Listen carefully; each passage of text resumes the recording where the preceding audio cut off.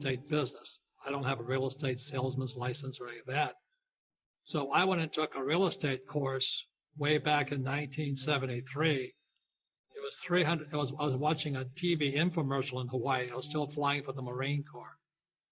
And I asked my rich dad, can you teach me about real estate? And he said, that's not my job. Your job is to learn about real estate. So why don't you just teach me? He says, that's not my job. So he says, go learn for yourself. And so I was still around. I was at Honolulu. I was flying out of Hawaii. And I was watching this infomercial. And it says, you too can become a multimillionaire with nothing down investing in real estate. So since I had nothing down anyway, I called up and I said, sign me up. That's how I started in real estate. And the most important lesson my advisor or the teacher gave me, the guy was sort of like Ken, a real estate professional. He said to our class, there's about 30 of us in the class, and he says, ladies and gentlemen, your education begins the day you leave this class. And he says, what you do when you leave this class will determine whether or not you become a real estate investor or not. And his assignment was that each of us in the class had to look at 100 properties, do a one-page evaluation on the property, why it was good or bad, pros and cons of it, in 90 days. So the assignment was 100 properties in 90 days, one-page written documentation why it was good or bad, evaluation. Not very sophisticated. And everybody in the class, let's say there's 30 of us, we all agreed we'd all do it. At the end of 90 days, I think 5 of us completed it, which is usually the stats there are about it. And so, let's say 25 dropped out. And that's why they're not successful.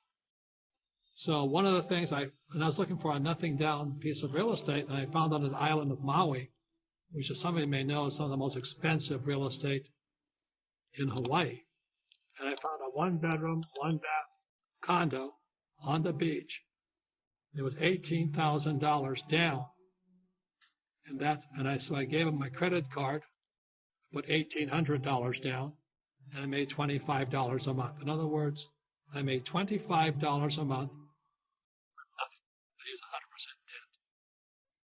So that's one of the biggest lessons that if you could listen to what the fundamentals are, is start small. And as Kenny knows, Kim is a far better real estate investor than me because she has the management experience. And management of property is the management of people. And when I was a kid starting out, when I was 10 years old, one of the first jobs my rich dad gave me, his son and me, Mike, was in Hawaii when we collected rent. It's easy to buy something. It honestly is easy. If you have money, or you can, or you have there's lots of money being thrown at real estate right now. It's not that hard to get money. Having money can be very dangerous, and so people are doing that right now. And that was a great example where a guy, he had a comfortable life, and then all of a sudden it was riddled with, and he fired the property manager after that, and then he ended up selling the property again for a loss.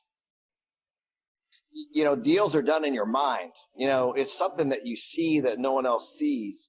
And I knew in 2 years I would be able to turn that property around, put new debt on it, get all the investor money back, and own it free and clear, or as we like to say, infinite returns. Yeah, infinite return is we get money, but we have no money in the deal. Right. We still own that building. We have $30 million in equity in that deal, just the one. And it kicks off about $800,000 a year in cash flow, and we have no money in the deal. And that's a property that we own right now today.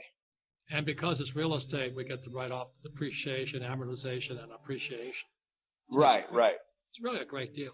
The point here is I want to make is that if you can't do that, you should stick with stocks and bonds, because there's one word about property that is bad.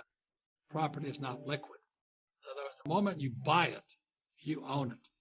And if you've made a mistake and it's SS Titanic, you're going down with it. So that's why you better know what you're doing before you buy it. Because if you make a mistake, you can't sell it. And that's what I see happening to so many people. They just jump into real estate thinking it's a mutual fund or an ETF or an REIT. but then they can't get out of it because it's illiquid.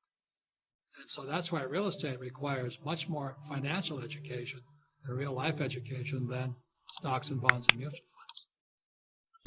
Before I buy something literally before we close on it, we already know what the value is going to be in year 1 and year 2 and year 3. And we already know how we're going to get our equity back. And it's almost never via sale. Almost never. So in other words, we don't buy to sell. We buy to hold in cash flow. And it's a very different philosophy. And that takes a tremendous amount of experience and education.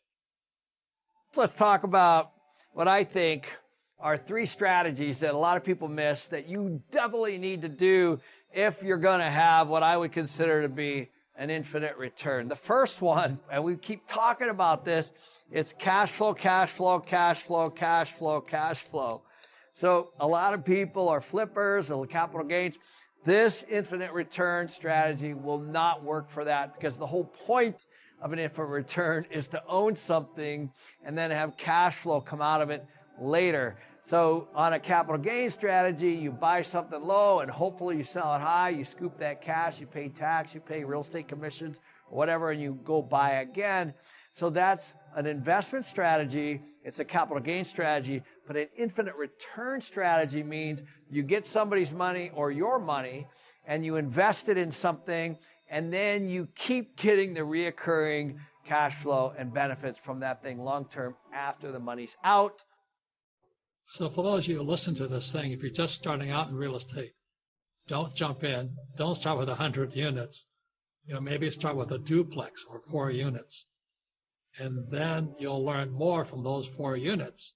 And if you've made some serious mistake, you might be able to get out quicker. But when people buy large properties and can't get out, that's when the whole thing comes out like a house of cards.